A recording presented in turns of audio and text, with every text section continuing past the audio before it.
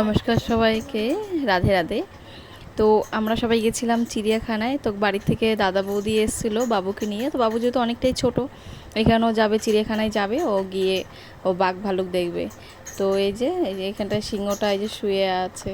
তো এত গরম, ওরাও খুব একটা বেরোচ্ছিল না, ওরাও শুয়েই ছিল। এইটা হচ্ছে সাদা কালারের এই যে বাঘটা দেখতে পাচ্ছ। তো এইখানটায় অনেক রকমই মানে আমরা পশু পাখি দেখেছি। সবার তো নাম জানি না, বলতে সমস্ত নাম থাকে পাশে, কিন্তু এসব মনে রাখা তো সম্ভব না।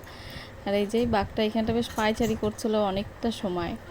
আরও সবাই আশেপাশে বাঘের কাছে বেশি লোক ছিল।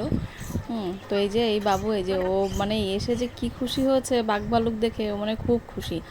ও মানে হাত ধরে টেনে টেনে নিয়ে যাচ্ছে, পিসি দেখবে আসো, এই দেখো এই কত সুন্দর পাখি।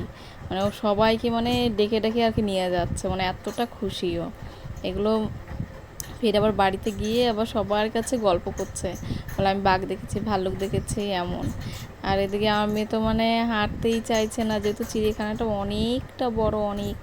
তো এই কারণে মানে পা পুরো ব্যথা হয়ে যায়। এই যে এক একটা মানে এইখানে দেখে কচ্ছপটা মারাত্মক বড়, এত বড় কচ্ছপ আমি আগে কখনো দেখিনি। আর এই যে এখানে হনুমানটাও মানে কি বলবো, এত মানে করছে লোক দেখে, ওর নাটক শুরু হয়ে গেছে। আর এটা ছিল একটুখানি ইয়ে কালার।